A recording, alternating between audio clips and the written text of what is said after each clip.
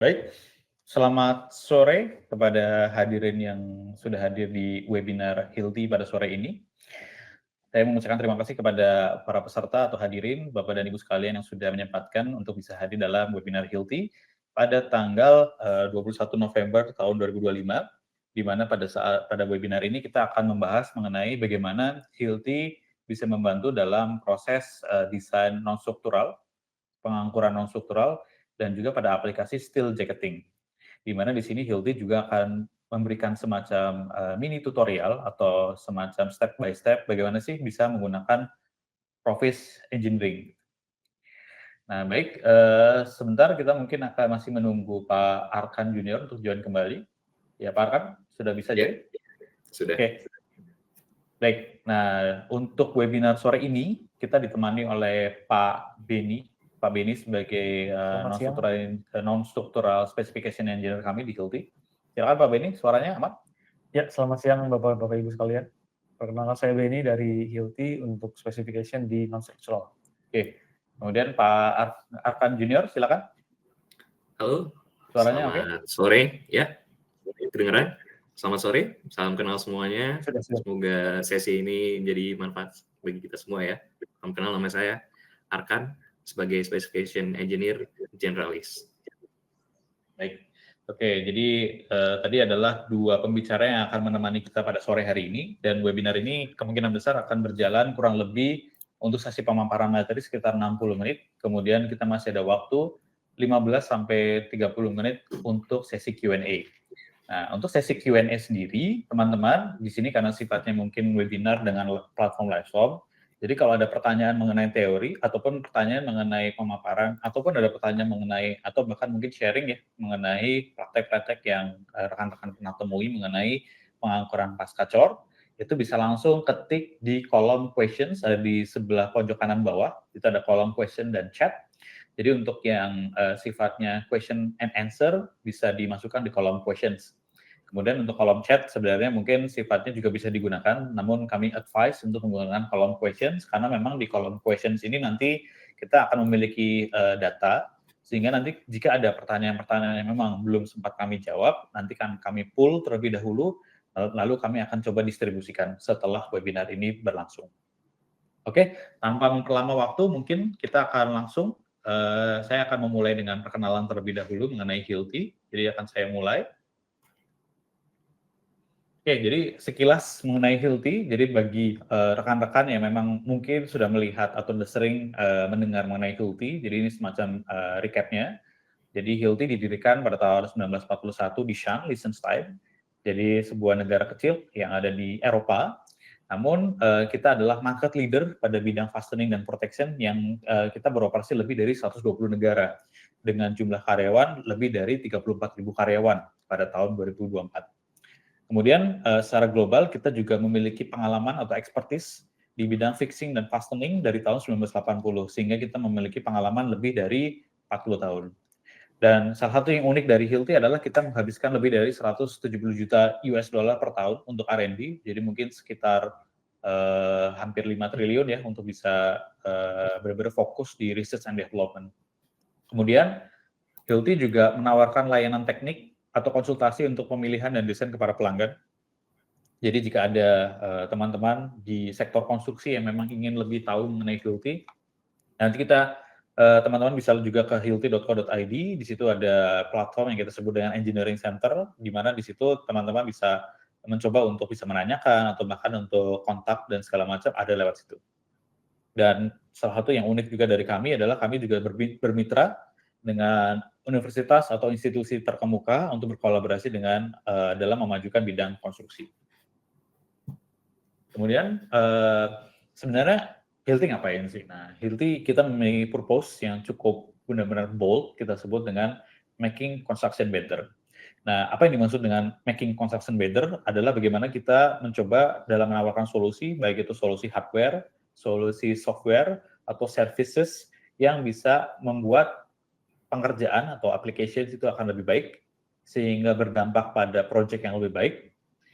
Dan tadi kalau kita berbicara mengenai services dan software, bagaimana itu bisa mengimprove proses-proses yang terjadi di lapangan maupun dalam desain, sehingga rekan-rekan dalam sektor konstruksi bisa mendapatkan experience yang lebih baik. Jadi customer promise kami adalah best partner for productivity, safety, dan sustainability. Kemudian our objective adalah value creation through leadership. Maksudnya adalah bagaimana kita selalu berinovasi di sana. Kemudian untuk customer benefit, tadi better applications, better projects, better processes, dan better experiences. Oke, selanjutnya karena kita sudah masuk ke dalam sesi materi, silakan untuk Pak Arcan Junior ataupun Pak Beni untuk bisa melanjutkan. Baik, untuk topik selanjutnya kita akan membicarakan mengenai dasar pengangkuran pascacor ya. Nanti dilanjutkan juga dengan bagaimana desain dan juga nanti kami akan memberikan beberapa study case dari sisi non-structural dan juga steel jacketing gitu ya. Nah, untuk sebagai pembuka, sebenarnya mengapa mendesain angkur itu menjadi sangat penting, mendesain angkur dengan benar itu menjadi sangat penting, karena angkur ini adalah salah satu komponen struktural di sebuah bangunan, ya, entah itu sebuah gedung ataupun jembatan gitu ya. Nah, dari struktur ini sendiri sebenarnya dibagi jadi berbagai macam ya. Ada yang struktur primary gitu ya, dengan seperti kolom dan balok untuk gedung. Kemudian ada secondary structure, di mana di situ ada platform, mezanin, kemudian tangga, kanopi, ataupun sampai curtain wall.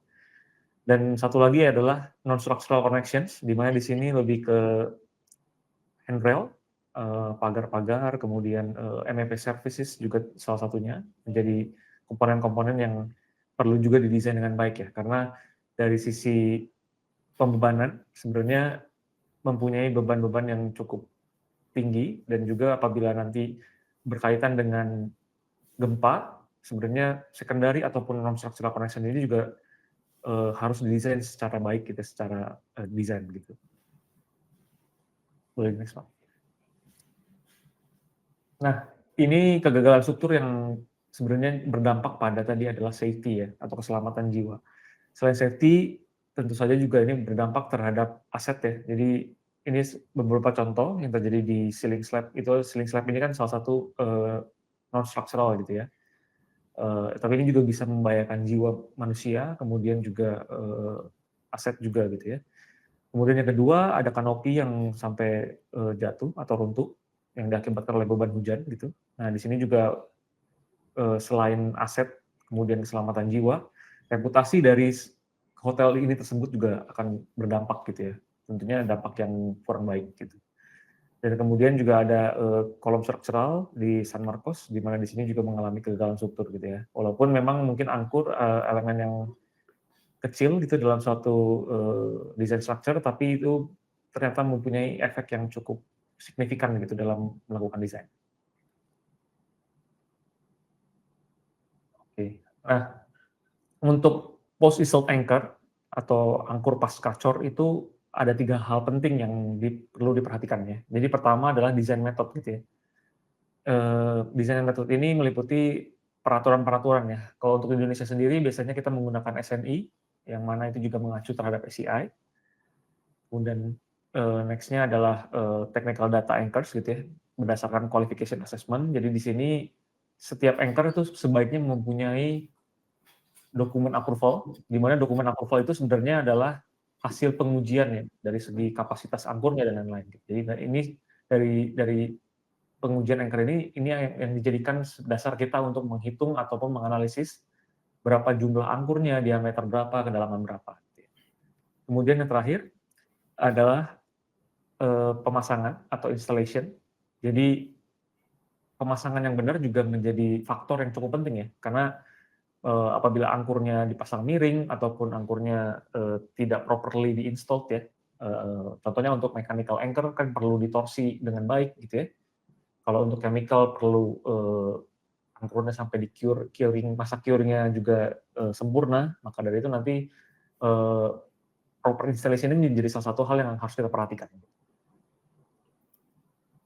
Nah, untuk angkur pascacor ini sebenarnya dibagi jadi 2. Tadi saya sebutkan ada adhesive atau chemical gitu ya.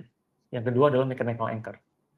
Nah, untuk chemical anchor itu dibagi jadi 2 ya. Jadi untuk angkur yang antara sambungan baja ke beton, kalau untuk tulangan pascacor ini biasanya untuk koneksi beton ke beton gitu ya. Jadi pelebaran struktur beton ataupun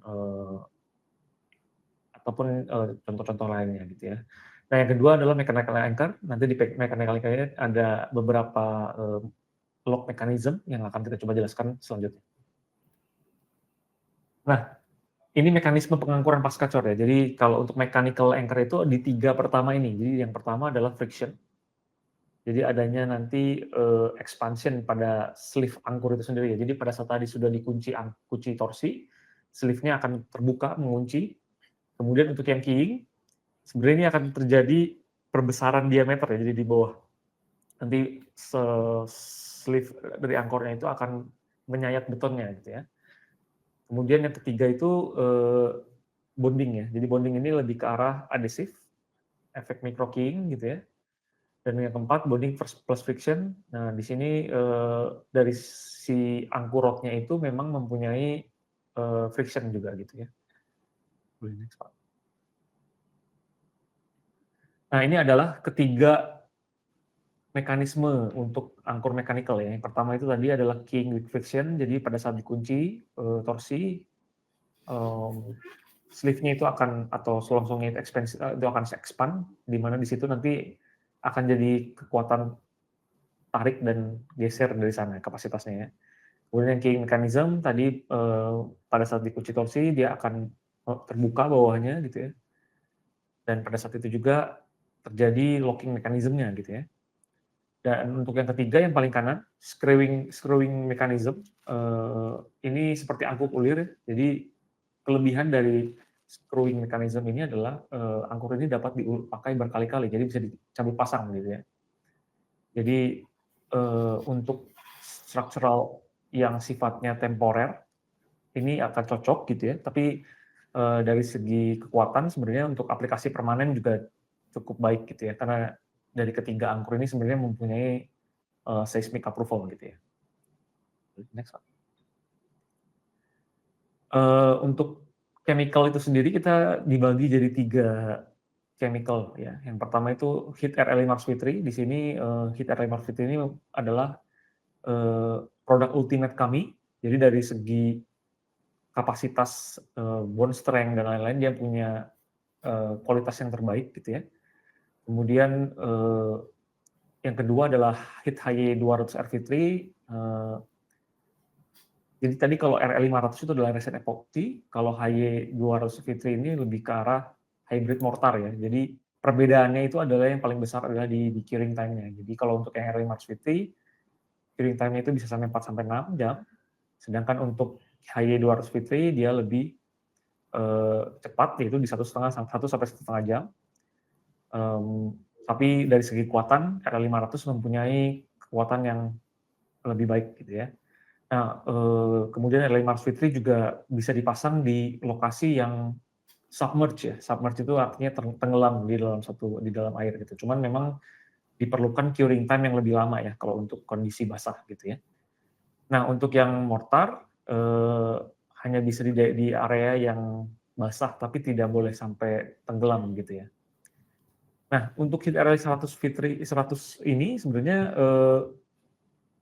juga termasuk resin epoxy, mempunyai curing time yang cukup lama gitu ya dibandingkan dengan hybrid mortar, tapi dia dikhususkan untuk secondary structure ya, untuk light duty structure gitu ya. Jadi dia tidak mempunyai seismic approval ya untuk RL 100, sedangkan untuk RL 500 dan HY200 dua-duanya mempunyai seismic approval. Nah, ini adalah salah satu contoh video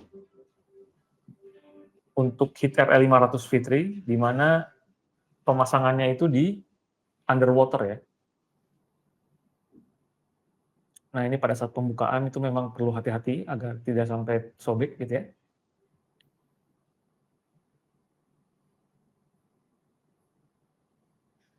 Nah, setiap pembelian chemical tube ini pasti ada ini buku manual ya, bisa dicek alat-alat apa saja yang dibutuhkan untuk pemasangan chemical. Dan ini bisa dipasang untuk angkur rod yang mana itu adalah steel concrete connections ataupun untuk rebar ya, antara concrete to concrete connection.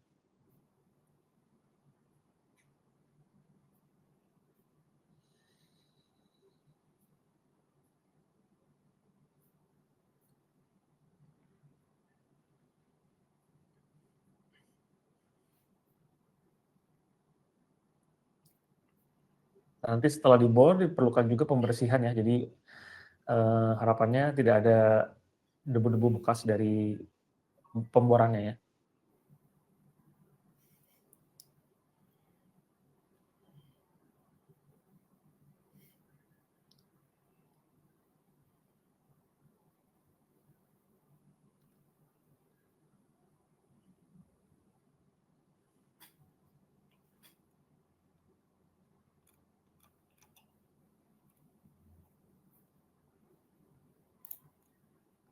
Nah, setelah dilubangi, kita cek kedalamannya, apakah kedalamannya sudah oke. Kedalaman itu nanti didapatkan dari desain ya. Jadi nanti kita juga akan tunjukkan di belakang bagaimana cara kita menghitung kedalamannya menggunakan software kami yang disebut Office Engineering.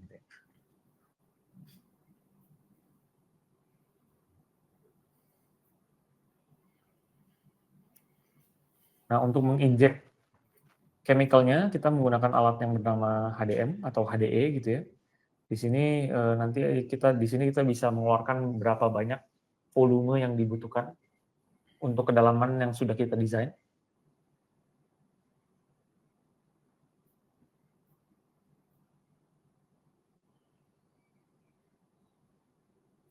Chemical dikeluarkan dan ini biasanya menggunakan piston plug ya. Jadi untuk kedalaman yang cukup dalam biasanya menggunakan piston plug.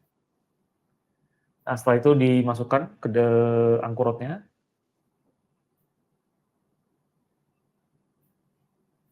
Dan nanti perlu ditunggu ya curing time. Jadi tadi kalau curing time-nya 4-6 jam untuk keadaan kering, sedangkan untuk keadaan basah itu bisa sampai 2 kali lipatnya ya. 2 kali lipat dari curing time yang di keadaan kering gitu ya.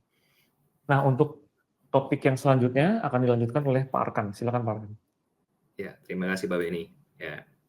Jadi tadi Pak Beni udah memaparkan mengenai kenapa sih kita harus desain angkur, walaupun memang komponen kecil, tapi efeknya sungguh terasa dalam desain struktur. Nah, sekarang mengenai spesifikasi, bagaimana kita menentukan spesifikasi yang benar saat kita mendesain angkur. Mungkin lebih ke diameter berapa, kedalaman berapa, apa aja sih yang mempengaruhi.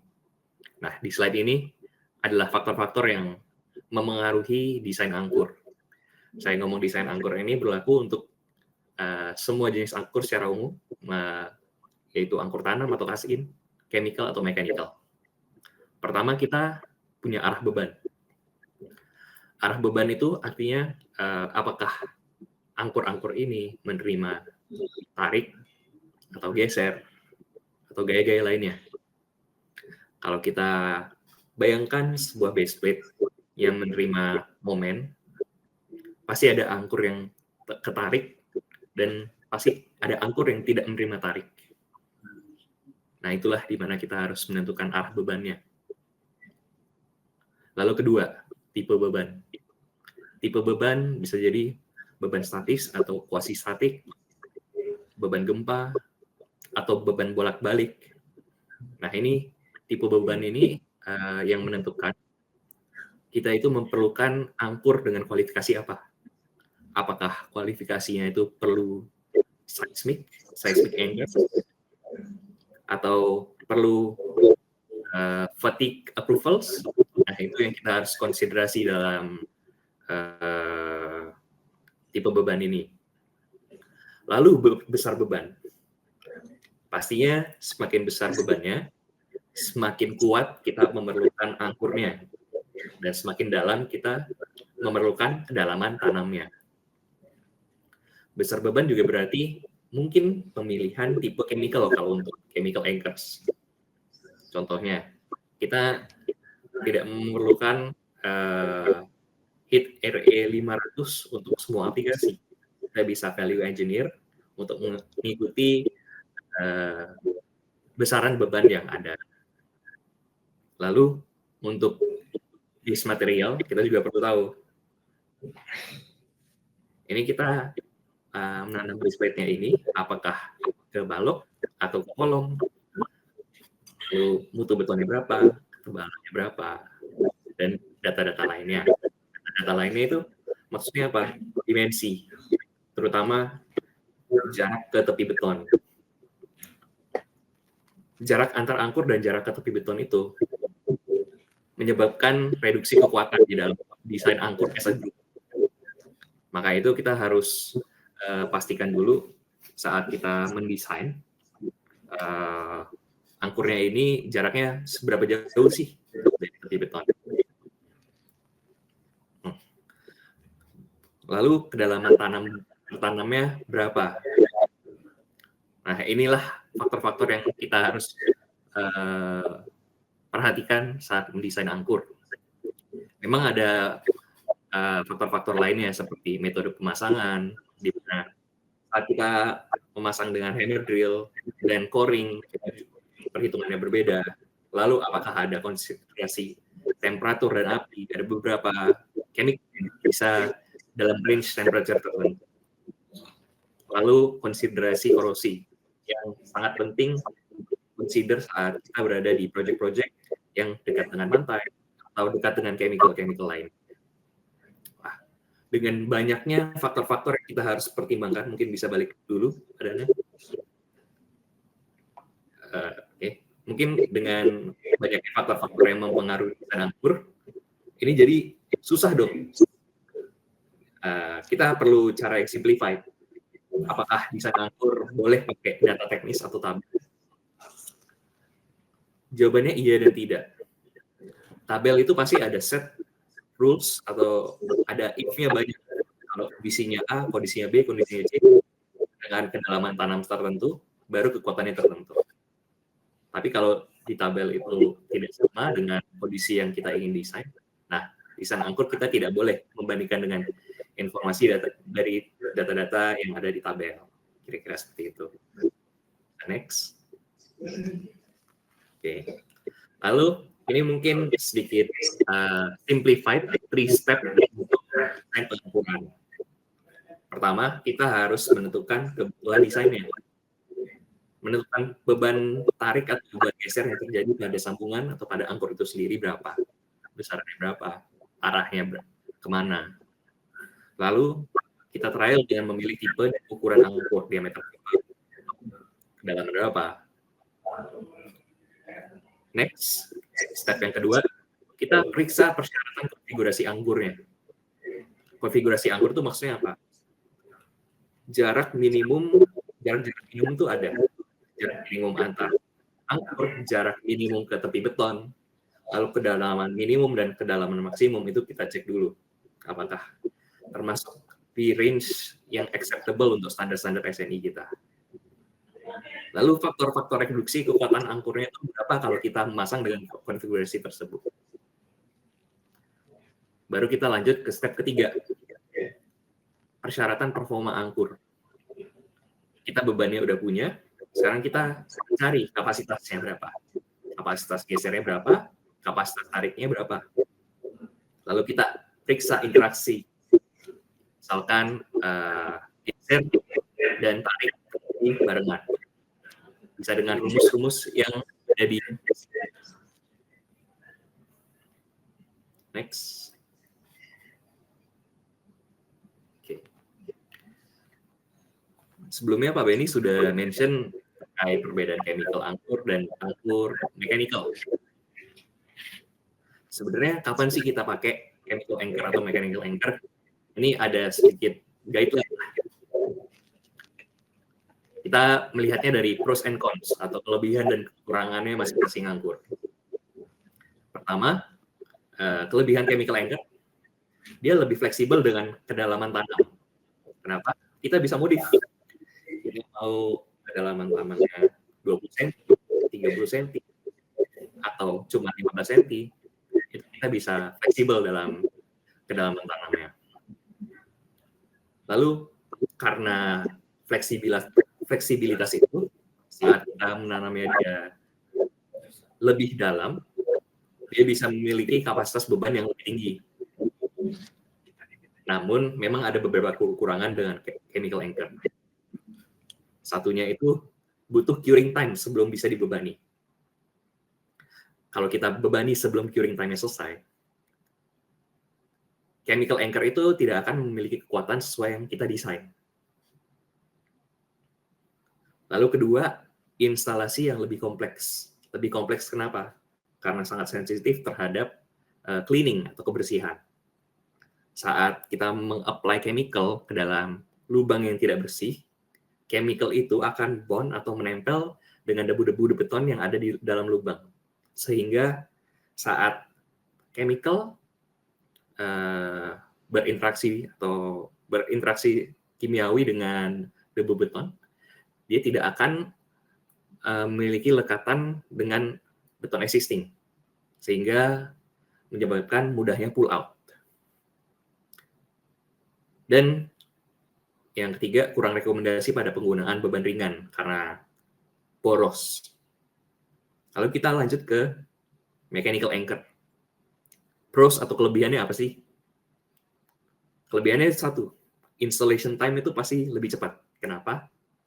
Karena saat kita pasang, kita torsi, itu langsung dapat dibebani langsung tanpa menunggu downtime seperti curing time chemical anchor. Lalu proses instalasinya lebih mudah karena ada beberapa metode yang allow instalasi tanpa cleaning. Lalu ketiga, penggunaan dari beban ringan dan beban berat itu ada opsinya. Jadi saat bebannya ringan pun ada opsi yang match sehingga tidak terlalu boros. Jadi kapasitas atau kekuatan itu match dengan bebannya. Tapi ada juga kekurangannya. Kedalaman tanam terbatas. Mechanical anchor itu dia itu barang yang sudah jadi. Misalkan panjangnya cuma 12 cm. Ya, mungkin kita cuma bisa menggunakan mungkin 7 cm untuk kedalaman tanam. Dan kita tidak bisa memodifikasi lagi kalau kita tidak mengganti produk mechanical anchor itu sendiri. Lalu karena di pasar atau mechanical anchor sendiri itu banyak tipenya ya, pasti ada menimbulkan kebingungan. Kapan sih kita pakai tipe A? Kapan sih kita pakai tipe B? Lalu ketiga, tipikal kapasitas itu lebih rendah dibanding chemical. Balik lagi, karena fleksibilitas chemical itu kita bisa tarik kedalaman tanamannya tuh sangat dalam, sehingga kalau mechanical anchor dia typically tidak sedalam chemical, maka kapasitasnya juga lebih rendah. Next. Oke.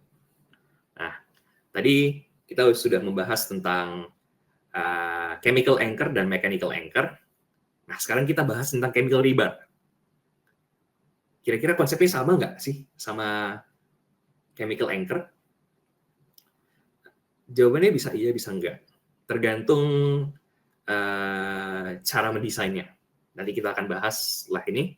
Tapi kurang lebih, misalkan kita melihat potongan chemical rebar, bisa dilihat di gambar yang di kiri atas. Skemanya itu mirip-mirip dengan chemical anchor sebenarnya. Hanya saja pertanyaannya itu, apakah cara menghitungnya sama? Chemical rebar secara umum itu kita bisa bagi menjadi 3 kategori. Pertama, shear doweling atau layover atau overlay. Kedua, lap splice untuk splicing tulangan baru masuk ke tulangan existing. Jadi itu sumbunya sejajar ya, jadi lebih ke extension. Yang ketiga ada anchorage atau development length. Bisa dilihat itu dia tegak lurus dari tumpuannya. 3 ini secara umum aplikasi-aplikasi untuk chemical rebar. Cara kerjanya gimana sih? Sebenarnya kerjanya itu rebar post install atau rebar in general, kita mau tarik dia bisa sampai yield atau bisa dilihat di screen, T sama dengan AS kali FY. Itu tension yield. Jadi berapa sih tariknya saat tegangan leleh untuk rebar ini? Area steel dikali kekuatan lelehnya berapa. Lalu di tahanan penjangkarannya itu terjadi dua action. Pertama, micro keying. Micro keying itu seperti ada gesekan antara dua surface. Lalu yang kedua itu bond.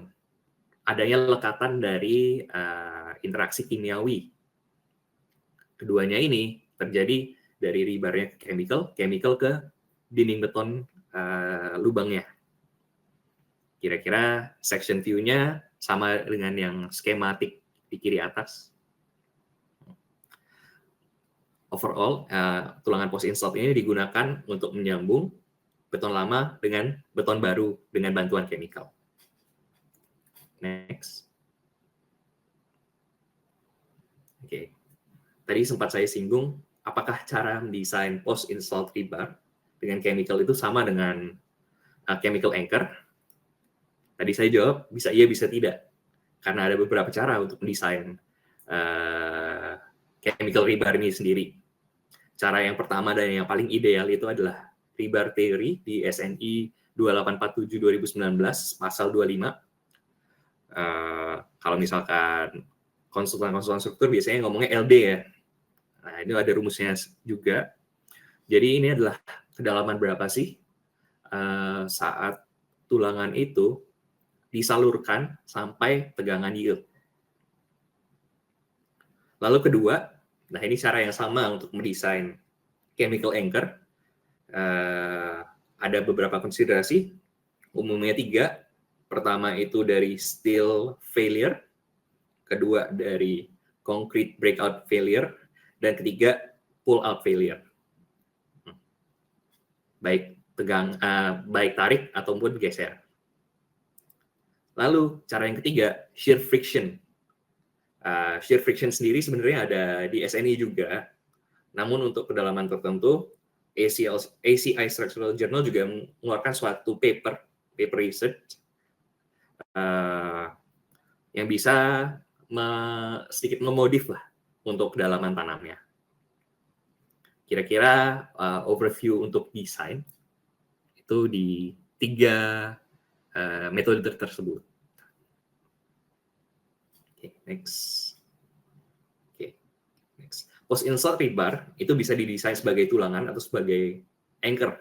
Seperti yang saya bilang tadi, gampangnya gini, kita mau kalau misalkan sebagai tulangan atau sebagai rebar, itu kita mengacu ke chapter 25 atau pasal 25 di SNI 2847. Kalau kita mau jadi angkur, itu kita mengacu ke chapter 17.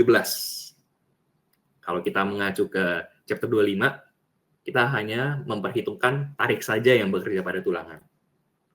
Di mana gesernya itu ditahan oleh interface surface atau shear interface, di mana ada semacam gesekan yang terjadi di antara 2 surface tersebut.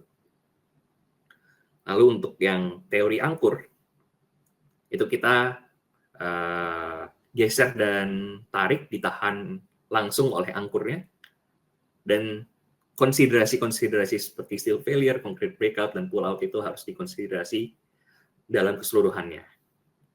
Jadi bisa-bisa aja kita mau desain sebagai tulangan atau sebagai angkur. Tinggal apakah prasyarat-prasyaratnya itu sudah memenuhi atau tidak. Kira begitu. Bisa lanjut. Oke, next. Untuk Profis Engineering Overview ini bisa dilanjutkan Pak Benny ya?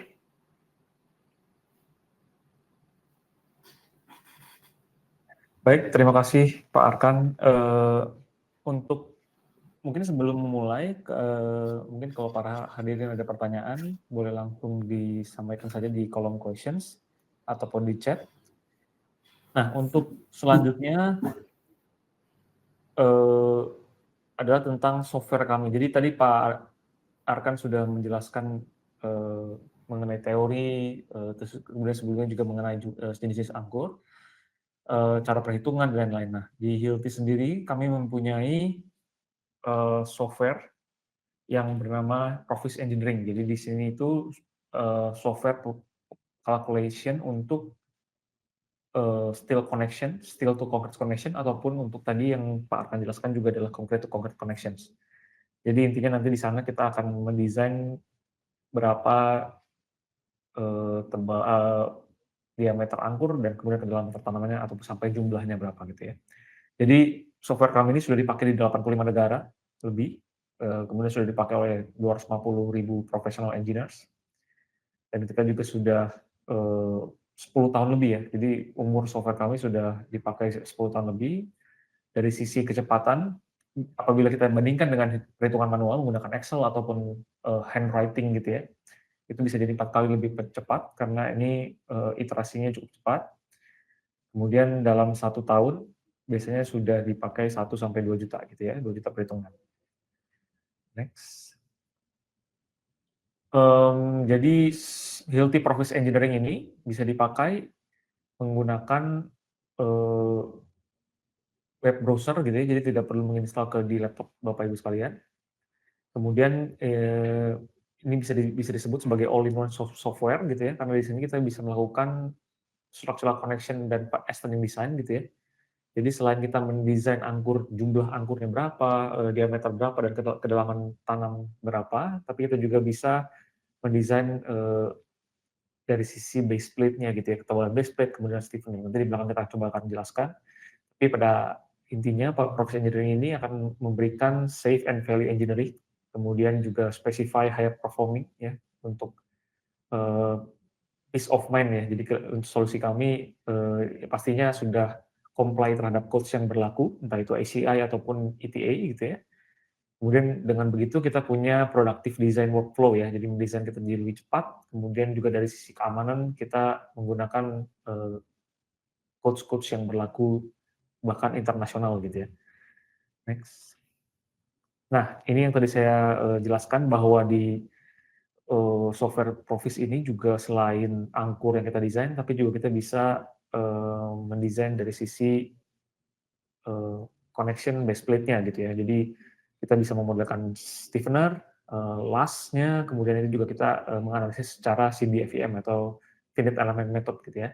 Jadi kita bisa mengkonfigurasi bagaimana nanti ketebalan stiffener, bentuk stiffener, jumlah stiffener gitu ya. Jadi hasil yang dikeluarkan oleh Profis Engineering ini lebih komprehensif gitu ya. Nah, ini kira-kira penjelasannya untuk penambahan stiffener ataupun penentuan bagaimana lasnya gitu ya. Jadi lasnya itu sendiri pun sampai ketebalannya berapa gitu ya. Jadi nanti di report-nya akan dijelaskan apakah welding di satu sisi atau di double sided, itu nanti akan kita coba jelaskan di selanjutnya ya. Nah, ini bentuk report-nya gitu ya. Jadi report-nya sangat komprehensif gitu ya. Jadi di sini akan dijelaskan bagaimana jenis angkurnya, kemudian nanti di report ini juga sebenarnya nanti ada penjelasan dari rumus-rumus perhitungannya yang kita kutip dari ACI ataupun dari IN gitu ya. Selain itu juga kita bisa menggenerating bill of material ya. Jadi di sini kita bisa menggenerating jumlah angkurnya gitu ya. Sampai pada akhirnya nanti juga CAD atau typical drawing-nya juga kita bisa generate gitu. Nah, ini juga sudah launching sebenarnya mungkin di sekitar pertengahan tahun ini, bahwa di Profis Engineering kita sudah mensupport SNI based design gitu. Jadi ya selama ini memang kita mengikuti ACI karena memang juga direct translation ya antara SNI dengan ACI, tapi kita sekarang sudah memasukkan Indonesia standar, di mana itu adalah SNI 2847 yang sebenarnya berdasarkan pada ACI 31814 gitu ya.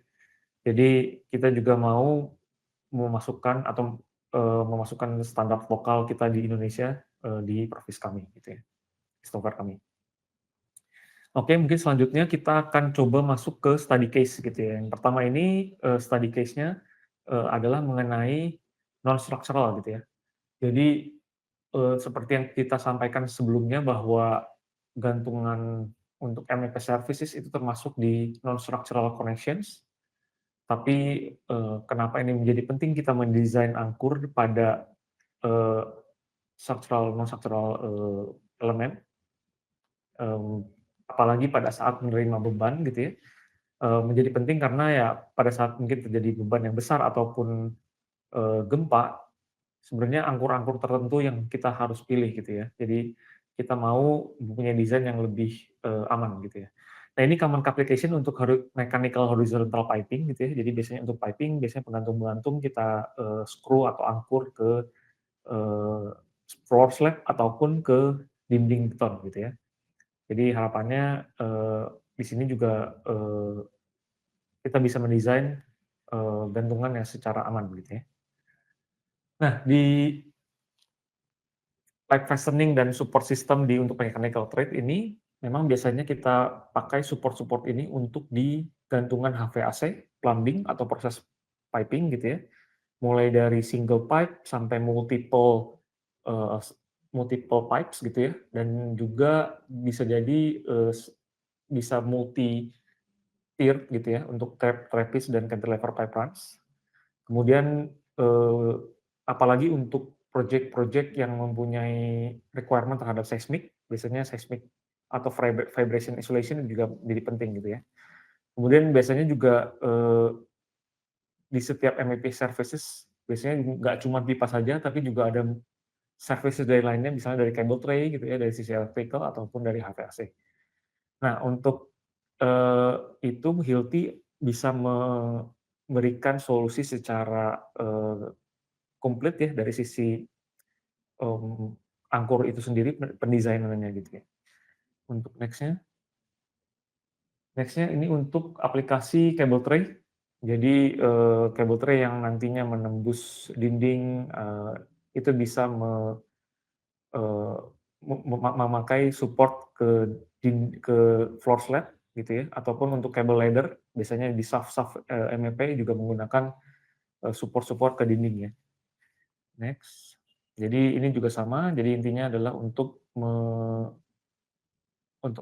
angkor-angkor ini adalah untuk mensupport cable tray sesuai dengan jalur-jalur yang ada gitu ya. Boleh next. Nah, kita ada satu case study gitu ya untuk MEP service, support. Biasanya ini memang dipakai di buildings, dan kita ada beberapa pengalaman di data center ataupun metro station gitu ya, di mana memang, MEP support ini atau MEP service ini berbagai macam ya. Jadi ada piping, ada cable tray, ada ducting gitu ya. Nah, biasanya karena, servisnya itu masing-masing dan kontraktor juga punya spesialis masing-masing, biasanya support-nya itu masing-masing juga. Nah, untuk di case study ini kita menggunakan satu support untuk semua MEP services. Jadi dari segi space itu jadi lebih, eee, terjaga ya, karena dia di satu lokasi. Tentunya ini perlu perlu adanya koordinasi antara mechanical, electrical, dan plumbing gitu ya, agar kita bisa mendapatkan elevasi yang sesuai gitu, di mana desain ini diperlukan koordinasinya itu di desain awal agar tidak terjadi clash pada saat di lapangan gitu ya. Nah, di sini kita contohnya adalah untuk piping, ducting, dan juga cable tray. Kemudian, ternyata di case ini juga ada requirement mengenai seismik ya, karena, eee, pada saat terjadi gempa juga memang, support-support ini diharapkan masih bisa, eee, berdiri secara struktural gitu ya. Next. Nah, inilah contoh multiple MEP support structure gitu ya. Jadi objektifnya adalah mem-provide safe connections design untuk multiple MEP support gitu ya. Di sini biasanya informasi-informasi yang kita butuhkan itu adalah base material seperti apa, kemudian, base plate-nya seperti apa, profilnya seperti apa, dan yang paling penting adalah kalau di sini, bebannya atau load reaction-nya yang berdasarkan tadi, antara entah itu dari beban gempa ataupun beban statik ya. Cuman untuk di case ini, U-channel-nya itu dipasang di dinding, kemudian dia menahan beban seismik gitu. Jadi ada geser, tarik, dan momen gitu ya. Nah, dari case ini yang kita perlu ketahui adalah jumlah angkurnya. Di sini digambar memang ditulis 4, tapi apakah 4 ini cukup ataupun kurang, kemudian nanti kita akan juga tentukan anchor size seperti apa, dan kemudian embed-nya. Jadi requirement-nya tadi kalau saya balik lagi itu ada seismic loading, ada fire resistant, dan juga semi-rigid analysis ya. Boleh di next. Ini hasilnya ya. Kemudian saya mungkin akan coba run through ke Provis-nya. Jadi sebentar.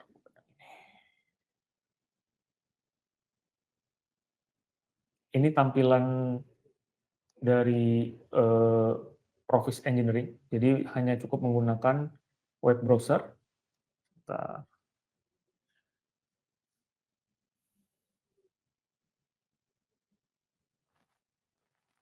Jadi bentuknya 3D, Bapak Ibu. Jadi tadi seperti yang di data awal itu, memang ada U-channel, kemudian ada base plate-nya 200 kali 150.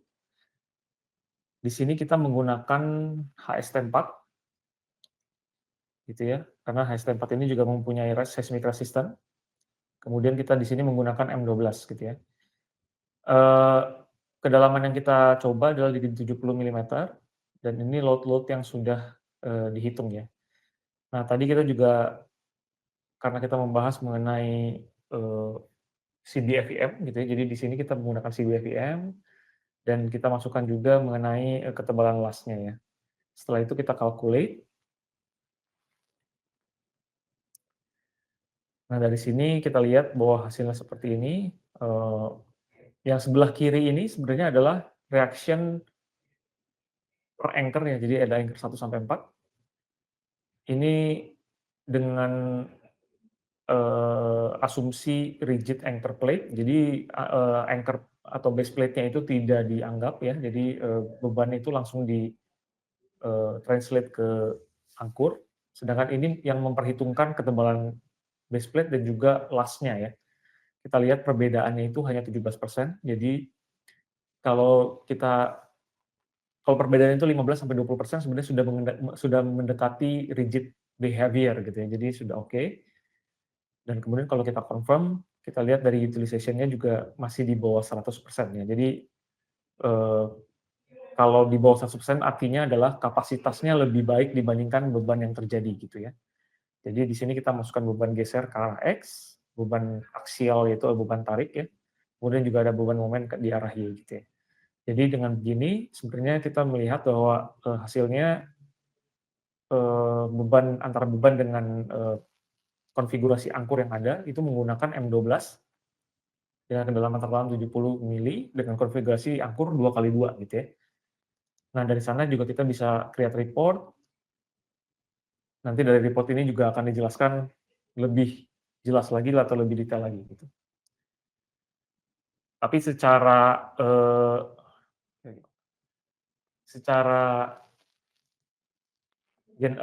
summary gitu ya, bahwa ini sudah didesain secara CBFEM tadi, jadi memperhitungkan las, kemudian ketebalan dari base plate-nya, terus kemudian mechanical anchor itu dipakai karena tadi ada requirement fire resistant, mechanical anchor itu mempunyai ketahanan api yang lebih baik gitu ya dibandingkan dengan chemical. Kemudian HST4 ini menggunakan size M12 dan tadi utilization-nya itu di 94%. Jadi perbandingan antara beban dengan kapasitas itu masih di bawah 1 gitu ya. Jadi hasilnya masih lebih baik. Dan artinya desain ini sudah lolos gitu ya dari perhitungan yang kita lakukan. Next, nah mungkin itu dari saya yang untuk non-struktural. Next, Pak Arkan akan menjelaskan mengenai perkuatan struktur dengan pelat baja. Silakan Pak. Oke, terima kasih Pak Beni. Oke, bisa next.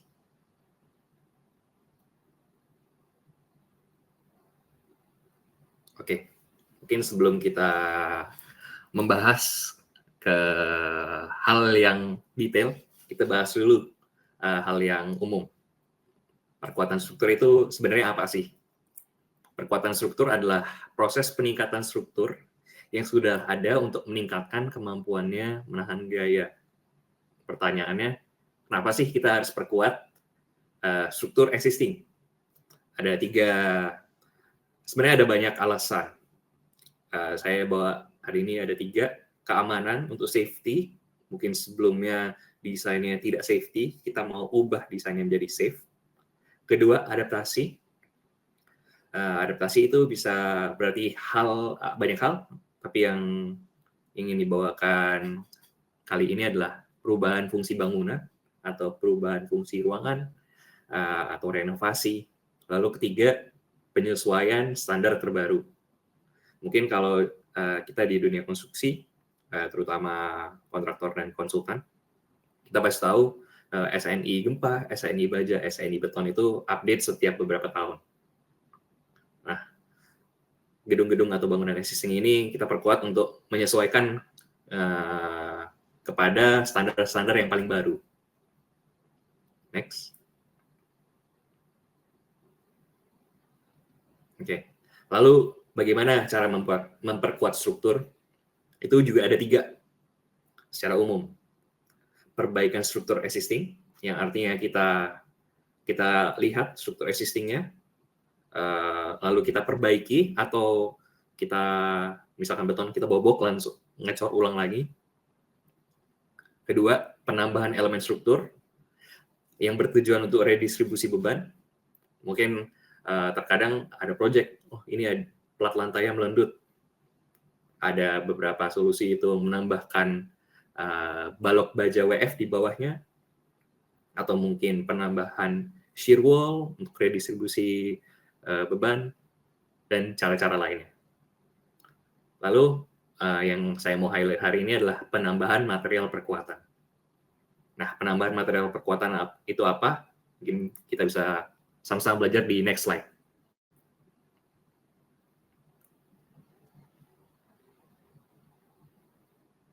Ya, bisa di next. Oke. Metode perkuatan struktur dengan penambahan material itu secara umum ada 3. Ada penambahan reinforced concrete, atau biasa yang disebut concrete jacketing. Yang kedua, FRP jacketing. Yang ketiga, steel plate jacketing. Nah, perkuatan-perkuatan ini umumnya kita temukan di mana sih? Kita bisa lihat gambar-gambarnya. Yang row pertama, dari kiri ke kanan, yang paling atas, itu perkuatan slab atau plat lantai dengan masing-masing metode reinforced concrete jacketing, FRP, atau steel plate jacketing. Row yang kedua, kita mau memperkuat balok existing dengan skema-skema seperti di gambar. Yang ketiga, kita bisa menggunakan juga untuk memperkuat kolom dengan metode masing-masing. Oke. Next. Lalu saat kita mempertimbangkan metode, apa sih perbedaan umumnya atau perbedaannya biasanya apa? Saya bawa hari ini ada 4 kategori: beban tambahan, instalasi, biaya, dan geometris. Saya bahas pertama di beban tambahan.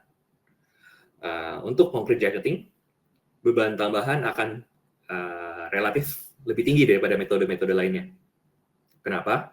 Karena kita menambahkan suatu material beton terhadap beton existing, di mana biasanya area-area yang ditambahkan itu cukup besar areanya.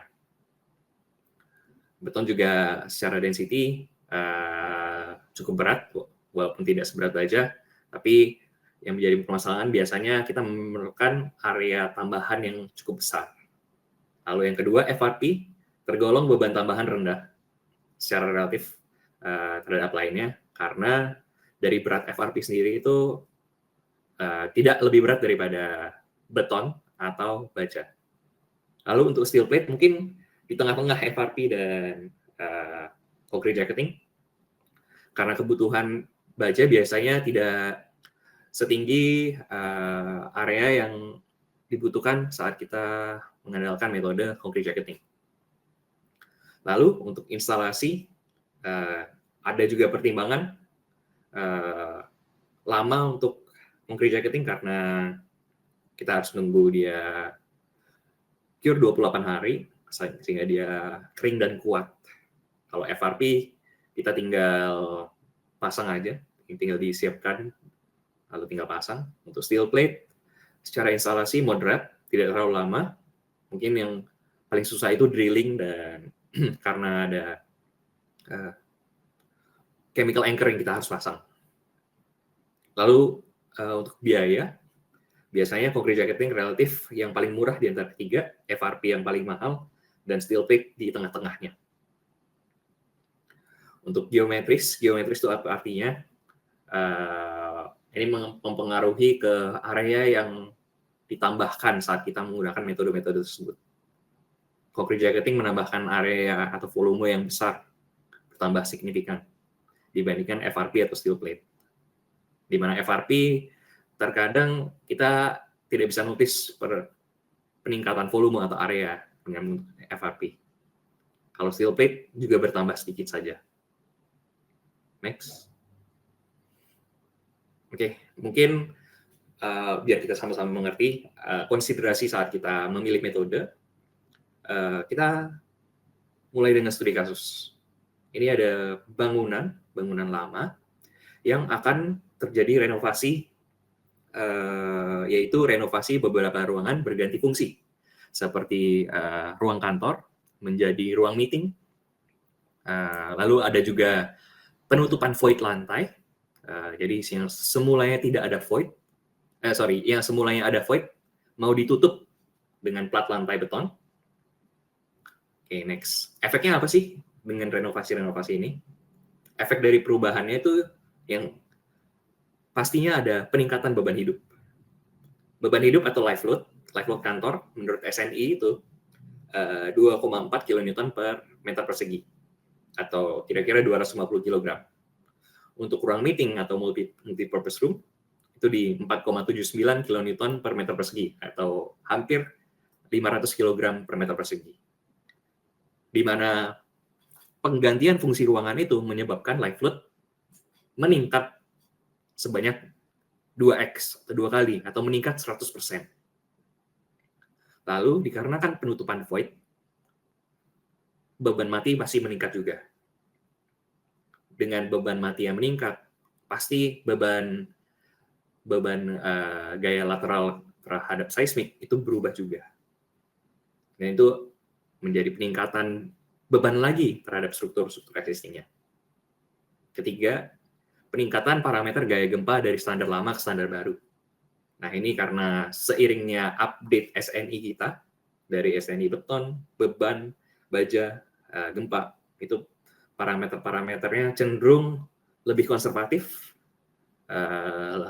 kasarnya gayanya menjadi lebih besar. Next. Oke. Lalu solusinya apa saat kita disodorkan kasus seperti ini? Kita harus analisis. Lalu saat kita melakukan analisis, kita lihat apakah beban atau gaya yang dipikul oleh struktur elemen struktur itu masih cukup atau enggak. Kalau tidak cukup, kita harus perkuat. Biasanya kita start dari apakah plat lantainya cukup, reinforcement-nya masih oke, lalu kita merembet ke balok, lalu ke kolom, lalu ke fondasi. Nah, kali ini mungkin saya lebih fokus ke yang balok untuk mempersingkat waktu. Kita lanjut aja. Misalkan mau tanya yang lain, silakan. Oke, mungkin ini kita start di analogi balok. Ini momen tumpuan dan momen lapangan. Yang merah-merah ini apa? Merah-merah ini kira-kira itu kapasitas existing struktur. Wah, bisa dilihat gaya momen yang perlu dipikul itu melebihi kapasitas struktur existing. Lalu apa yang kita harus lakukan? Itu perlu perkuatan lentur. Yang kali ini case-nya perkuatan lentur. Ini saya juga bawa skematik perkuatan balok itu kira-kira bagaimana aja. Saya bawa yang di lapangan ya. Kita mulai dari kiri sampai kanan. Yang kiri itu concrete jacketing, bisa dilihat dengan menambahkan sejumlah reinforced concrete di bawahnya, kita bisa meningkatkan kekuatan lentur dari balok existing. Gimana kita lalu sengkang-sengkang barunya itu didowel ke balok existing. Lalu yang kedua, steel plate atau steel plate jacketing, konsepnya sama, tapi secara geometris tidak terlalu berubah dibandingkan kalau kita pakai concrete jacketing. Juga metode yang invasif karena kita harus drilling juga ke balok existing. Lalu ada metode FRP yang kita hanya perlu persiapkan, lalu tinggal instalasi FRP sesuai dengan manufacturer's product installment instructions. Nah, yang di tanda bintang-bintang itu, Hilti bisa support dengan metode-metode tersebut untuk pengukurannya, karena biasanya menggunakan chemical anchor. Next. Oke. Bisa balik sedikit. Oke. Untuk studi kasus yang tadi, perkuatan yang dipilih adalah perkuatan dengan steel plate. Kenapa? Karena ada dua alasan. Pertama, kalau kita pakai concrete jacketing itu mengubah geometris secara signifikan. Implikasinya apa ke stakeholder di project itu? Misalkan kita harus menurunkan elevasi struktur, otomatis MEP, komponen MEP itu harus adjust juga. Bisa jadi turun. Kalau komponen MEP turun, plafonnya harus turun juga. Biasanya itu hal-hal yang dihindari lah dari arsitek. Jadi terkait looks, concrete jacketing nggak masuk. Lalu kedua, FRP tidak masuk dalam budget owner-nya. Jadi itu adalah konsiderasi kedua secara monetary yang diambil, kenapa sih kita harus pakai steel plate jacketing. Oke. Lalu sekarang mungkin saya deep dive lagi terkait konsep perhitungan perkuatannya ya. Bisa next. Nah, konsep perhitungan perkuatan dengan steel plate itu sebenarnya saat balok itu terjadi momen, ini skalanya not to scale ya, NTS. Kalau dia tidak diangkur dengan konektor atau dowel atau chemical anchor, dia akan terjadi slip. Bisa di highlight slip. Jadi akan ada perbedaan deformasi.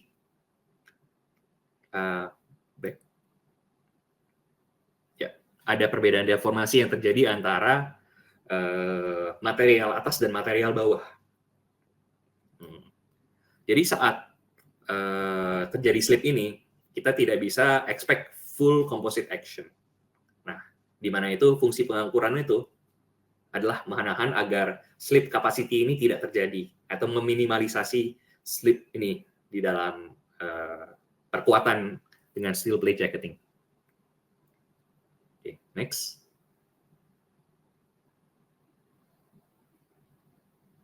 Oke. Lalu Hilti bisa bantu apa? Kita bisa menggunakan Provis untuk kalkulasi chemical anchors. Dengan data-data yang disajikan oleh konsultan, kita bisa menghitungkan output yang diharapkan dari Hilti itu apa. Biasanya yang diharapkan itulah diameternya berapa, angkurnya diperlukan, kedalamannya apa, menggunakan chemical apa. Dengan gaya-gaya yang disajikan atau yang diberikan oleh konsultan, dengan parameter-parameter ini, kita bisa lanjut ke Provis untuk memodelkan. Mungkin saya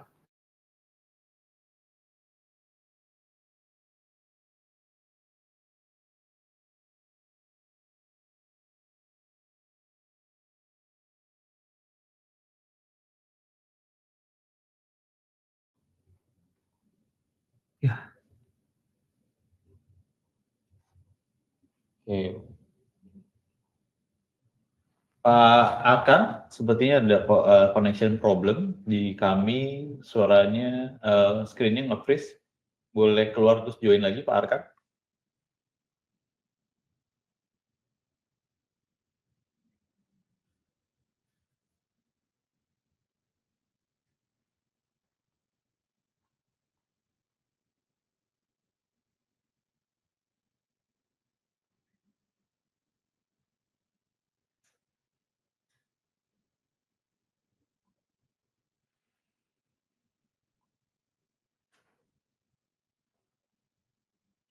Ya, sepertinya ada connection issue dari Pak Akan.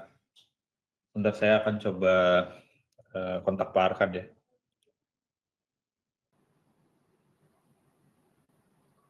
Oke.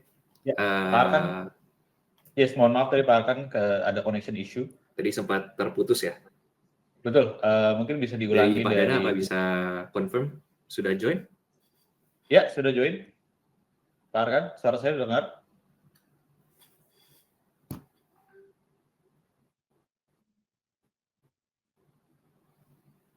Halo Pak Arkan, suara saya terdengar?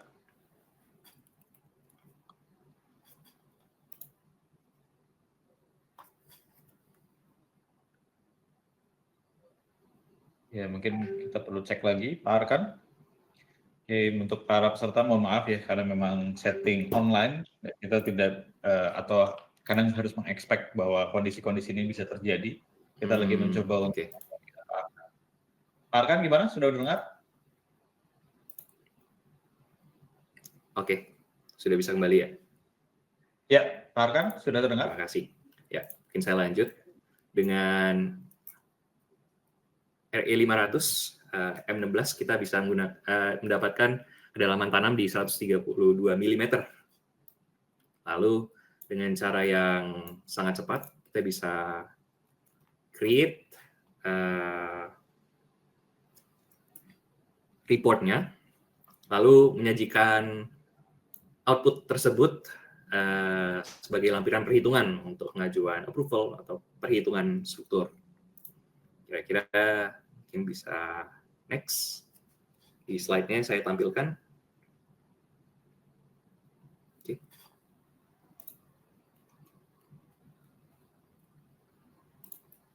Bisa next di slide-nya.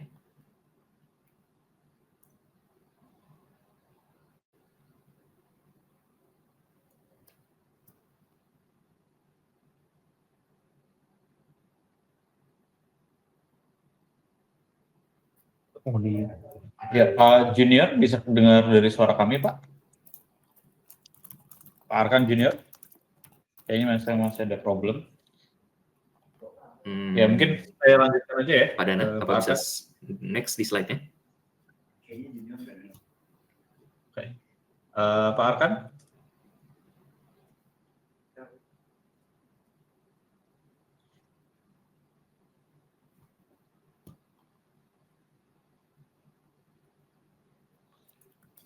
Mungkin saya sedikit ambil alih ya, mungkin karena Pak Arkan kayaknya ada suara kami dan suara Pak Arkan sedang tidak bisa join, walaupun mungkin di audiens suara Pak Arkan dan suara kami bisa join. Saya agak sedikit run terus sedikit ya.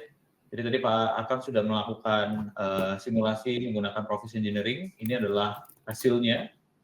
Jadi gaya-gaya yang diminta untuk bisa menghasilkan sebuah steel jacketing yang sesuai, itu sudah di-input di sini, menggunakan chemical seperti apa, ya mungkin RE500 Fitri yang biasa dikenal oleh kalangan konstruksi, kemudian kedalaman tanamnya seperti apa, jadi efektif optimalnya adalah 132, sedangkan untuk yang limitasinya adalah 320 karena menggunakan M16, jadi 20D adalah maksimum kedalamannya. Kemudian kita bisa lihat semua gaya yang terjadi sudah dimasukkan dan utilisasinya masih di bawah 100% gitu. Atau 100% pas. Artinya desain yang dilakukan itu sudah sangat optimal gitu. Karena memang antara kapasitas dengan gaya yang terjadinya sudah oke.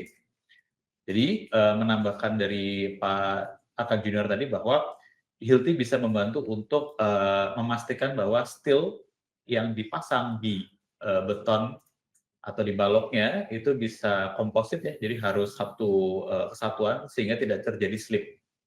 Jadi itulah kenapa Hilti relevan dalam aplikasi ini karena kita memastikan si bajanya ini bisa terpasang dengan baik. Engineer gitu. Kalau lu mungkin mau lempar. Ya, silakan Pak Arkan Junior, mungkin suaranya sudah terhubung dan mau menambah. Ya. Mohon maaf semuanya tadi ada kendala teknis. Jadi benar yang Pak Dana bilang. Jadi kita bisa di-involve dari pertama sampai akhir, end to end, dari skema perkuatannya bisa pakai apa. Apakah kita harus pakai Hilti? Kalau Hilti udah involve dalam discussion-nya, tidak. Maksudnya lebih ke kita bisa membantu dari technical discussion-nya itu sendiri. Dari kira-kira lebih baik pakai concrete jacketing atau steel plate atau bahkan FRP. Kira-kira seperti itu. Lalu untuk secara skema konsep perhitungan perkuatannya, betul seperti yang Pak Dana bilang, kita tidak mau dua material yang sifatnya komposit ini slip sehingga mereka bekerja dengan sendiri-sendiri, tidak secara komposit full yang seperti yang kita bisa desain. Kira-kira seperti itu.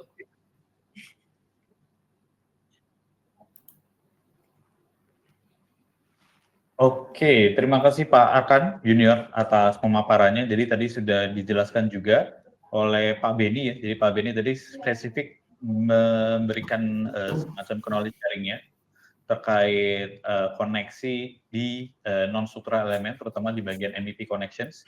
MEP connection-nya bisa dalam bentuk tadi kan seperti support ya, di mana support itu menggantung dan gantungan itu harus terkoneksi. Nah, terkoneksinya itu ternyata dari requirement khusus seperti beban gempa, terus kemudian beban matinya sendiri, kemudian mungkin ada beban operasional sehingga pada saat dicek reaksinya di base plate yang akan menjadi tempat fixing, itu ada gaya-gaya yang harus ditanggung dan harus seperti apa nih koneksinya, dan disitulah Hilti bisa membantu untuk melakukan analisa.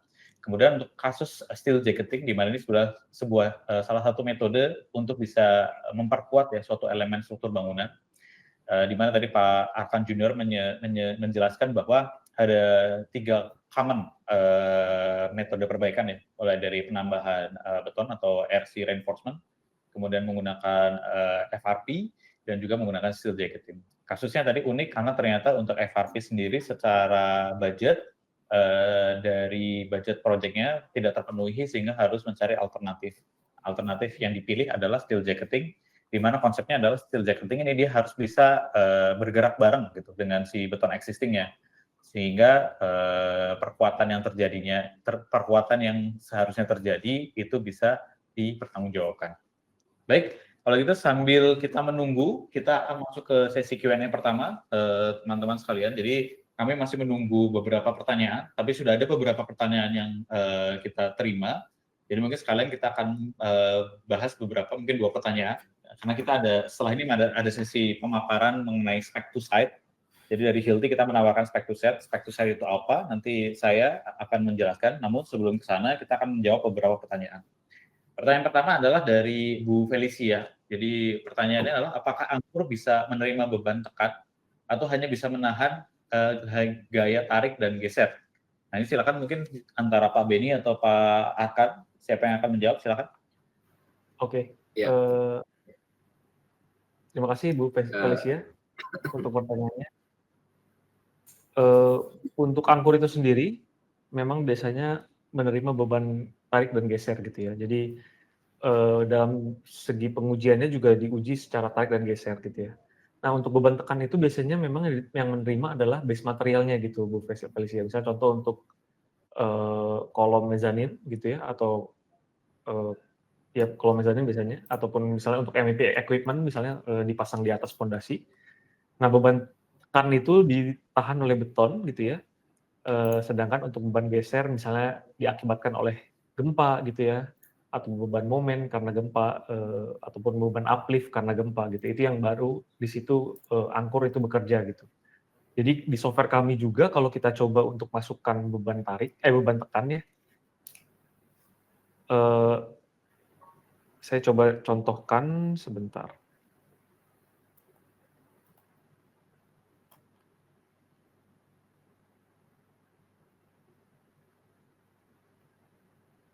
Ya, mungkin dari peserta bisa melihat ya, ini Pak Beni coba langsung mencoba menginput datanya di Profis Engineering.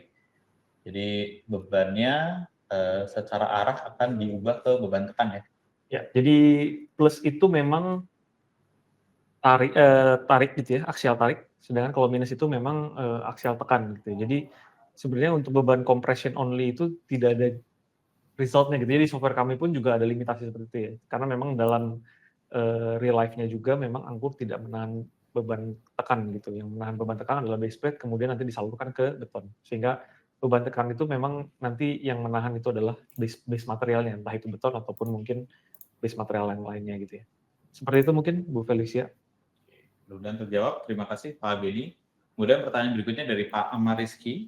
Pertanyaannya mungkin berhubungan dengan pelaksanaan di lapangan ya. Jadi pada saat melakukan pengeboran, ternyata titik pengeborannya itu mentok dengan tulangan.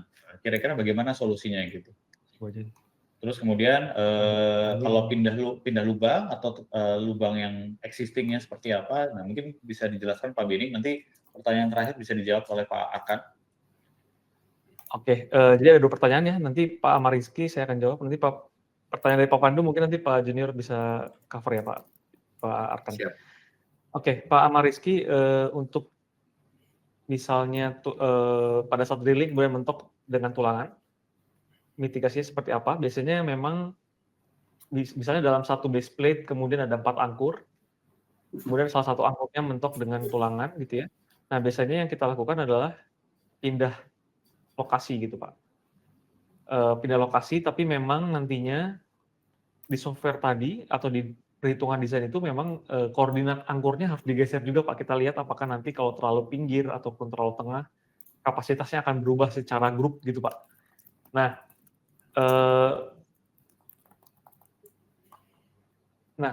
jadi memang perlu dilakukan analisis ulang, tapi memang juga ada opsi lain Pak, misalnya untuk ditembus tulangannya sampai bawah, sampai kedalaman yang dibutuhkan ya. Sebenarnya itu bisa dilakukan, cuman memang nanti akan perlu approval dari tim konsultan struktur gitu. Kalau diperbolehkan sebenarnya bisa, apalagi untuk bor kami, mata bor kami dari Hilti bisa sampai menembus tulangan struktural di beton tersebut. Tapi sebenarnya kita memang lebih baik koordinasi dengan tim struktural. Kalau memang tidak diperbolehkan, kita harusnya pindah lokasi, dan pada saat pindah lokasi perlu dianalisis ulang lagi gitu ya. Jadi memang itu kan sering ditemukan di lapangan, dan opsinya mungkin juga bisa dengan nanti untuk menghindari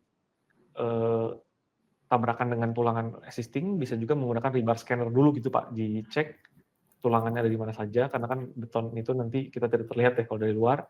Biasanya kita menggunakan rebar scanner, kita marking, kita coba memitigasi itu dari awal gitu ya, menggunakan rebar scanner. Tapi kalau memang nanti memang lokasinya harus di sana, biasanya angkurnya yang harus pindah atau mungkin ditambahkan di titik yang lainnya gitu. Semoga menjawab ya Pak Amariski. Mungkin tambahan juga ya Pak Amariski, misalnya ternyata diharuskan untuk berpindah lokasi, nah lubang yang sifatnya dia digunakan di awal yang ternyata mentok itu memang direkomendasikan untuk ditutup dengan grouting gitu. Kenapa? Karena dengan adanya penambahan lubang, sebenarnya pada saat kita memasang angkur di sebelahnya, nah itu kan sebenarnya ada void ya. Nah void itu sebenarnya bisa memberikan jalur terjadinya splitting gitu. Jadi pada saat nanti ada pembebanan atau ditarik gitu, nah ditakutkan akan terjadi splitting. Karena terjadi splitting itu bisa terjadi melemahkan si kemampuan betonnya gitu.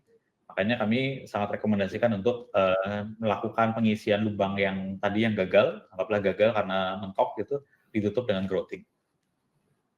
Baik, pertanyaan terakhir mungkin dari Pak Pandu ya, silakan. Mungkin habis ini Pak Arkan. Jadi pertanyaan adalah perempatan kolom hanya ditinjau kondisi geser. Kalau menggunakan steel plate, apakah ditinjau semua gayanya gitu? Oh, mungkin perbedaan antara reinforced concrete dengan steel plate, kira-kira beban yang lebih dominan yang mana gitu, Pak Arkan? Oke, baik. Jadi sebenarnya jawaban dari pertanyaannya ini bisa iya, bisa tidak. Kenapa? Tergantung skematik perkuatan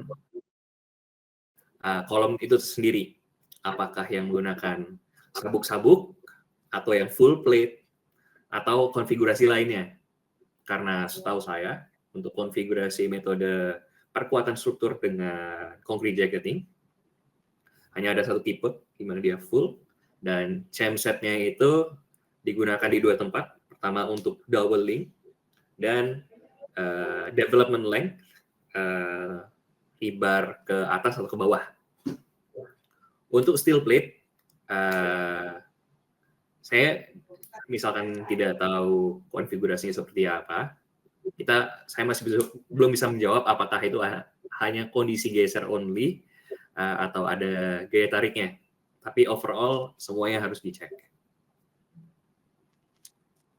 Oke, berarti tergantung analisa dari global. Biasanya kan dicek dengan menggunakan software global engineering design ya. Jadi dicek gaya-gaya yang terjadinya apa dan baru bisa ditentukan ya, termasuk dengan metode pemasangannya seperti apa, karena itu memberikan orientasi gaya yang harus ditanggung sama si angkur atau rebarnya gitu ya, Pak Arkan. Ya, betul. Baik, oke, mungkin ada tambahan pertanyaan lagi dari Bu Maldini. Untuk overhead MEP biasanya memerlukan approval gempa ya, tadi karena ada requirement gempa ya salah satunya. Pertanyaannya adalah, apa yang membedakan angkur yang memiliki kemampuan gempa dengan angkur yang tidak memiliki kemampuan gempa? Ya, terima kasih Bu Maldini atas pertanyaannya. Untuk perbedaan antara angkur yang mempunyai approval gempa dan tidak itu sebenarnya dari pengujiannya gitu ya. Jadi memang ada beberapa angkur kami mempunyai portofolio yang cukup luas gitu ya, ada yang mempunyai approval gempa dan tidak gitu. Perbedaannya adalah angkur-angkur yang mempunyai approval dari sisi gempa itu dia melalui tes siklik gitu ya. Jadi pada saat gempa, mungkin pada saat gempa sebenarnya struktur beton itu akan mengalami retak gitu ya. Jadi khawatirnya adalah pada saat terjadi retak, angkur itu bisa slip karena pengaruh beban gempa gitu ya. Nah, untuk angkur-angkur yang sudah mempunyai approval gempa, pada saat kondisi beton retak kemudian ada angkur terpasang di sana, itu sudah diuji siklik sampai 1000 kali gitu ya. Apabila lolos dari atau angkur itu masih bisa tertempel di atau terpasang di beton tersebut, maka angkur itu sudah lolos dari uji gempa gitu. Nah, jadi memang untuk penggantung-penggantung MEP yang memerlukan seismic approval, maka angkur-angkur yang diperlukan juga memang diperlukan angkur yang mempunyai approval seismic juga gitu. Jadi tidak bisa dipakai sebaliknya gitu ya, untuk angkur-angkur yang tidak mempunyai approval seismic, ya berarti tidak bisa menahan beban gempa. Seperti itu sih, Bu Maldini. Oke, terima kasih Pak Bedi. Jadi tergantung requirement, tapi itu ternyata berhubungan dengan kemampuan angkur bisa melihat betonnya itu kayak apa enggak ya, dalam artian tadi kan beton retak ya bahasanya. Jadi dengan adanya beton retak itu dan dikombinasikan dengan pengujian siklik, itu yang membuat dia memiliki perbedaan dengan angkur biasa dengan angkur yang lain. Baik, kita simpan dulu untuk ada 2 pertanyaan tambahan, tapi masih ada 1 sesi sebentar, sekitar 5 menit ke depan untuk menjelaskan mengenai apa itu spec to site dari Hilti gitu. Nah, di sini akan dipandu oleh saya, nanti setelah itu ada Q&A terakhir, kita akan masih menunggu nih kalau misalnya ada rekan-rekan yang mau melanjutkan Q&A berdasarkan diskusi tadi gitu, atau mungkin ada pertanyaan di luar tentang materi juga silakan ditanyakan. Oke, di sini saya akan menjelaskan mengenai spec to site. Jadi ada video mengenai spec to site.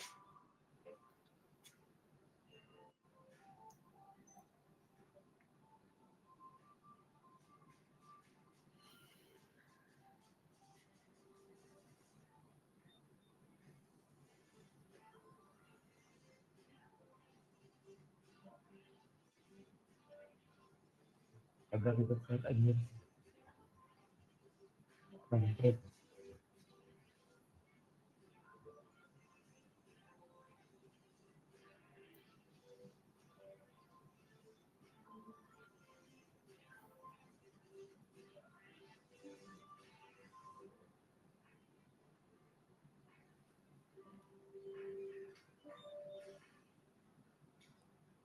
Baik, itu tadi sekilas mengenai spec to site. Jadi apa yang dimaksud dengan spec to site? Spec to site adalah solusi yang kita berikan atau tawarkan kepada teman-teman engineer dan juga kontraktor untuk memastikan bahwa pekerjaan konstruksi kita lebih baik. Karena customer promise kita di Hilti adalah kita ingin menjadi sebuah partner yang akan selalu membahas mengenai produktivitas, safety, dan sustainability. Nah, kemudian kenapa ada spec to set? Nah, spec to set ini sebenarnya untuk teman-teman di engineers, kita ingin bahwa desain yang dilakukan itu higher performing, value engineer, artinya kita bisa melakukan optimasi, tapi tadi juga sudah dijelaskan oleh Pak Beni bahwa apa yang kita desain itu selalu di dalam koridor standar atau code, jadi ada peace of mind. Kemudian kita juga tahu bahwa konstruksi ini adalah salah satu penyumbang sebuah emisi karbon yang cukup besar gitu. Nah, kita tahu dari situ kita juga perlu berusaha berpikir bagaimana kita bisa mengadres mengenai sustainability. Bagaimana caranya? Biasanya kita akan melakukan optimasi, seperti base plate yang kita coba optimasi desainnya, atau jumlah angkur yang kita kurangi, itu juga perlu kita cek. Jadi secara reason-nya atau secara mindset-nya adalah bukan untuk mengurangi, dalam artian for the sake of mengurangi, jadi mengurangi kekuatan dan juga meningkatkan risiko kegagalan, tapi justru semuanya harus dicek sehingga kita bisa mendapatkan desain yang optimal. Kemudian untuk teman-teman kontraktor, apa yang sudah didesain oleh teman-teman engineer itu bagaimana kita bisa melakukan itu bisa lebih cepat, lebih simple, karena tadi ada beberapa step yang bisa kita skip, lebih safe, dan juga sama, lebih sustainable. Nah, bentukannya seperti apa sih Pak Dana? Nah, bentukannya seperti ini. Kalau kita berbicara mengenai aplikasi baseplate, kita tahu bahwa semua baja itu pasti akan hampir pasti akan menumpu ke beton gitu. Dan di sini pasti yang kita tahu baja itu juga salah satu penyumbang emisi yang cukup besar. Bagaimana kita melakukan efisiensi dan juga optimasi dari hal tersebut. Nah, intinya adalah spec to set ini kita benar-benar bisa membantu dua arah nih. Kenapa? Karena biasanya kita tidak memungkiri dengan dinamika yang terjadi di lapangan, desain yang terjadi di konsultan, kemudian desain yang eksekusi yang terjadi di lapangan tuh karena memang bisa dibilang dinamikanya cukup besar. Nah, Hilti berusaha untuk bisa menjembatani hal tersebut dengan spec to set. Nah, jembatan tersebut seperti apa? Nah, dari Hilti tadi sudah dijelaskan bahwa di Hilti itu kita tidak hanya berbicara mengenai hardware-nya saja, nggak berbicara mengenai angkurnya, nggak hanya berbicara mengenai chemical-nya, tapi juga kita tadi membantu bagaimana proses desain. Seperti yang dilakukan oleh Pak Arkan tadi, Pak Arkan bahkan dia harus mengetahui dulu nih filosofi desain perkuatan itu seperti apa, sehingga dari Hilti kita bisa, oke, berarti kapan nih kita bisa mulai bisa berdiskusi dan bagaimana opsi-opsi yang ditawarkan itu bisa bekerja. Jadi kita memiliki inovatif and differentiated hardware and design method. Jadi pemilihan angkur itu bukan semata-mata karena saya familiar dengan chemical, saya lebih familiar dengan mechanical, tapi justru apakah mechanical dan chemical ini adalah solusi yang paling tepat. Dan bagaimana kita bisa melakukan optimasi. Nah, optimasi itu bisa dilakukan oleh software kami dengan Office Engineering gitu. Kemudian setelah kita melakukan desain, bagaimana kita memastikan hal tersebut bisa dipasang di lapangan. Nah, dari Hilti kita ada beberapa inovasi. Salah satunya adalah tadi ada beberapa step yang bisa kita kurangi. Jadi kalau untuk chemical sudah pasti harus dibersihkan, tapi sedangkan untuk mechanical ternyata bisa no cleaning gitu. Kemudian kalau kita berbicara untuk melakukan pengencangan, itu ternyata di Hilti kita ada sebuah alat yang bisa melakukan pengencangan secara otomatis. Gitu. Intinya adalah dengan spek yang kita develop bareng, kita bisa melakukan higher performing, value engineering, more peace of mind, dan sekali lagi sustainable. Di mana di sini tadi sudah jelaskan. Nah, sekali lagi untuk yang sustainable, bahwa kita bisa melakukan perhitungan nih, quantified and reduce CO2 emission supaya desain kita makin sustainable. Nah, tadi dari sisi desain, terus bagaimana kalau dari sisi pengerjaan di lapangan? Nah, pengerjaan di lapangan kalau kita berbicara untuk pengangkuran, sudah pasti membutuhkan cleaning. Nah, ada beberapa lokasi yang memang dia tidak boleh ada debu. Nah, dari Hilti kita memiliki, kita sebut dengan cleaning system, tidak ada mesin vakum yang terkoneksi terhadap alat bor kami, dan juga mata bornya. Jadi pada saat kita melakukan pengeboran, dia sudah otomatis melakukan penghisapan debunya. Jadi satu, kenapa debu itu jelek ya, sekali lagi dari segi masalah angkur, kita tidak ingin chemical angkur kita bercampur dengan debu. Jadi itu adalah salah satu yang kita hindari, sehingga bisa langsung tereliminasi. Kedua, berbicara mengenai safety ya, jadi orang-orang yang melakukan pekerjaan ini, mereka terekspos dengan debu, kita menghilangi hal tersebut. Kemudian kalau kita berbicara mengenai pemasangan chemical, nah kadang memang untuk melakukan pengukuran kebutuhan chemical itu menggunakan feeling gitu. Jadi kadang-kadang penggunaan chemical di pagi hari sama sore hari itu bisa berbeda. Nah, kita tidak ingin itu terjadi, makanya sebenarnya dari Hilti kita memiliki yang kita sebut dengan dispenser elektrik, dan juga kita punya aplikasi kita sebut dengan volume calculator. Terakhir adalah correct installations, di mana tadi torsi yang diminta, biasanya kan ada akan minta torsi 80, torsi 100. Nah, tanpa harus men-setting secara manual, kita bisa melakukan pengecekan dengan alat kami, sehingga torsi yang dilakukan konsisten dari lubang satu ke lubang-lubang lainnya. Kemudian value over-nya apa sih sebenarnya? Apakah ini menjadi sesuatu yang sangat susah untuk diimplementasi atau cost of ownership-nya menjadi lebih besar gitu? Seperti apa sih? Nah, sebenarnya ini kita melakukan riset secara mandiri oleh Hilti secara internal kami bahwa sebenarnya menggunakan data-data kita, pekerjaannya itu bisa 48% lebih cepat, dan juga secara cost of ownership-nya kita bisa lebih murah gitu. Kenapa bisa murah? Karena tadi ada beberapa step yang kita eliminasi, kemudian kita juga mengeliminasi reworks yang terjadi, sehingga semua biaya yang terjadi, baik itu mulai dari penggunaan chemical sampai pemasangan tuh bisa kita optimasi. Jadi ini yang disebut dengan spec to set, bahwa apa yang dikerjakan oleh Hilti, kita akan bantu mulai dari desain sampai dengan aplikasi di lapangan, sehingga produktivitas tetap terjaga, safety tetap terjaga. Kita juga mulai memikirkan mengenai sustainability, mengurangi emisi CO2, tapi kita juga punya guide rail paling bagus, yaitu guide rail mengenai apakah ini visible atau tidak dilaksanakan secara budget gitu. Nah, ternyata semakin cepat dan semakin bisa menyelesaikan itu dengan baik, dan secara cost ownership-nya juga ternyata lebih bagus gitu. Kemudian untuk rebar juga sama, jadi kita bisa 44% lebih cepat dan juga 44% lebih hemat gitu. Karena memang kalau kita hanya berpikir, oh ya masih banyak yang melihat bahwa satu persatu elemen chemical-nya aja mahal. Padahal kalau kita berbicara mengenai cost of ownership, itu semuanya gitu. Jadi dari metode pemasangan dengan chemical, pada saat kita melakukan breakdown analisis mengenai biaya dan segala macam, di-compare dengan produktivitas yang terjadi, ternyata bisa lebih cepat dan juga bisa menghemat keseluruhan biaya pemasangan tersebut. Jadi inilah yang dimaksud dengan spec to site. Jadi untuk rekan-rekan di sini yang mengikuti webinar, jika ada yang ingin menanyakan lebih lanjut mengenai spec to site, silakan bisa scan QR code berikut gitu.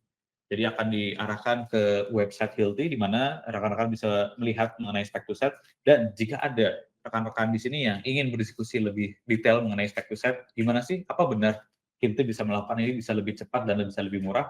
Nah, kita bisa buktikan bareng-bareng, tim Hilti bisa datang ke lapangan, tim Hilti bisa datang ke kantor konsultan untuk bisa berdiskusi lebih detail.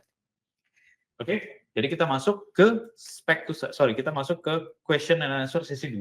Jadi masih ada 2 pertanyaan terakhir.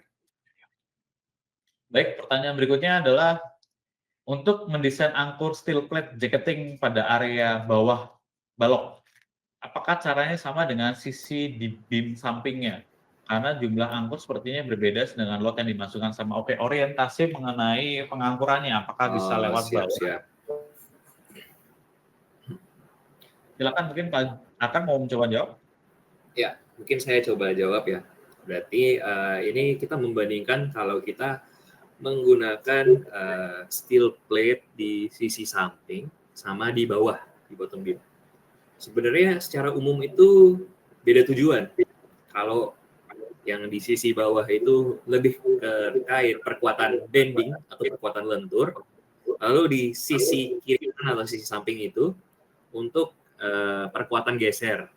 Jadi secara loads berbeda. Kalau secara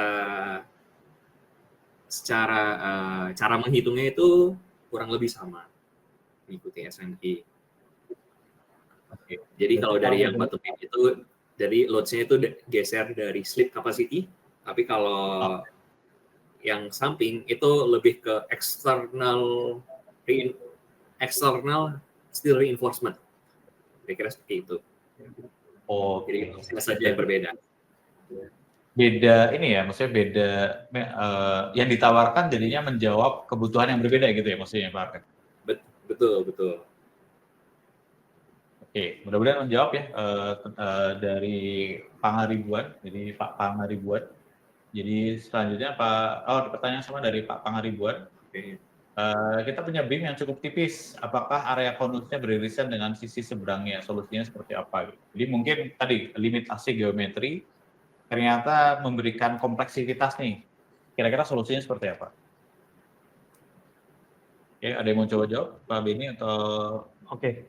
Pak Beni ya? Silakan Pak Beni. Ya, biasanya memang sering terjadi ya kalau untuk geometri beam-nya terlalu tipis, kemudian benar nanti area konusnya bisa jadi beririsan gitu, dan memang di situ jadinya akan terjadi pelemahan gitu ya, karena konusnya saling beririsan gitu.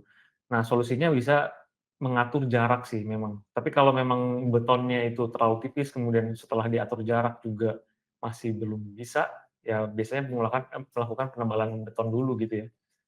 Atau mungkin pindah ke elemen yang lebih tebal atau yang punya space yang lebih besar gitu. Karena benar yang disampaikan bahwa kalau konusnya itu beririsan, sehingga di situ ada kelemahan, apalagi kalau beririsan juga dengan tepi beton, maka betonnya juga akan pecah gitu ya, edge breakout gitu. Jadi memang perlu dicek terhadap spacing angkur itu, edge spacing dan juga spacing antara angkur gitu ya, perlu dicek seperti itu sih. Oke. Jadi memang sekali lagi konfigurasi mempengaruhi dan memang perlu dicek dalam perhitungan atau analisa ya, sehingga ya ditakutkan ternyata menimbulkan kompleksitas baru, tadi ada problem baru bahwa bisa jadi betonnya gagal atau bahkan kondisinya tulangnya terlalu terlalu padat gitu kan, kita nggak ketemu gitu. Ya ini mungkin trial and error juga, jadi mudah-mudahan tadi makanya kenapa kita mengencourage untuk bisa berdiskusi dengan tim engineering kami dari Hilti, supaya kita bisa mengetahui juga gitu, semakin data atau diskusi yang terjadi semakin early, itu juga kita bisa mengetahui limitasi-limitasi sehingga kita bisa memberikan rekomendasi mengenai solusi yang lebih tepat. Mungkin seperti itu dari Pangaribuan ya. Karena sebenarnya kita sudah mulai extend 7 menit ini dari schedule, jadi mungkin kita juga akan wrap up.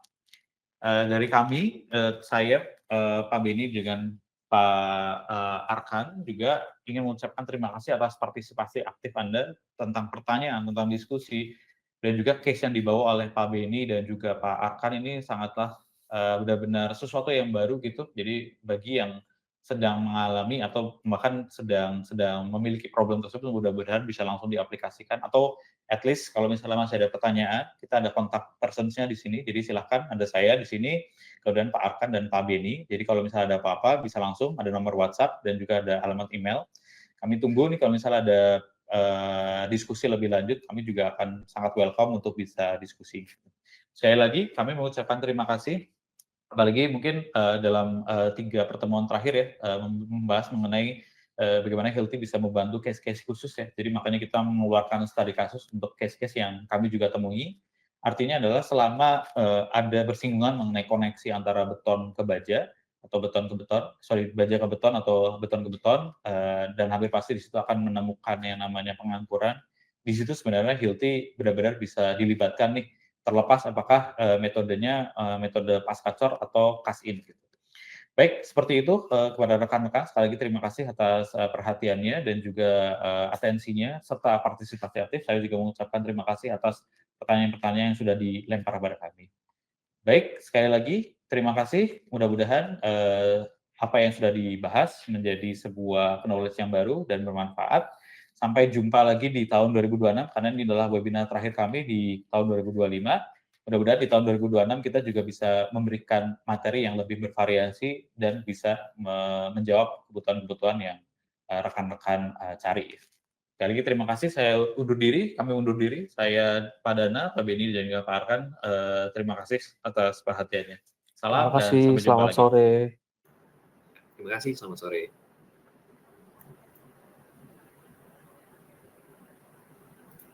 Tadi saya extend sebentar. Ada pertanyaan menarik. Oh iya. Ada pertanyaan dari Pak Gilbert Gunadi gitu. Untuk instalasi perkuatan sendiri, bagaimana pengambilan gaya desain yang dipakai? Apakah desain yang dipakai gaya baru selain beban mati existing dan kapasitas existing, atau seperti apa? Silakan mungkin Pak Arkan bisa bantu. Oh ya, perkuatan. Nah, ini tergantung perkuatannya. Misalkan Contohnya, ini mungkin case ya, ada balok, kita mau menambahkan balok atau list plank di bawah baloknya itu. Nah, list plank sendiri kan bukan elemen struktural. Jadi kita bisa mengambil beban mati baru dari pengambilan gaya desainnya. Oke, jadi tergantung. Ini tergantung ya. Ya, perkuatannya itu mau seperti apa. Jadi mungkin tapi kalau ada peningkatan sections berarti kemungkinan besar beban mati baru gitu ya. Pasti ada beban mati baru. Lalu misalkan memang ada beban baru yang diintroduce ke dalam sistem itu, pasti itu juga akan ikut disertakan saat kita pengambilan gaya desain atau gaya bebannya. Apakah itu ke-translate di rebar atau angkurnya itu sebagai tarik atau geser, itu bisa jadi discussion. Jadi kita harus tahu dulu perkuatannya ini nih, modelnya seperti apa. Ya, oke, terima kasih Pak Arkan. Jadi memang secara logisnya karena ada penambahan elemen baru pasti pembebanannya nambah dan itu menjadi konsiderasi ya. Cuma memang apakah itu berpengaruh atau tidak tergantung analisanya nanti. Mungkin seperti itu. Oke, mudah-mudahan menjawab Pak Gilbert. Jadi last minute questions kita masih ya open ya. Tapi sekali lagi karena kita sudah overrun, kami mengucapkan terima kasih. Kami akan tutup webinar ini ya. Sampai jumpa di webinar-webinar berikutnya.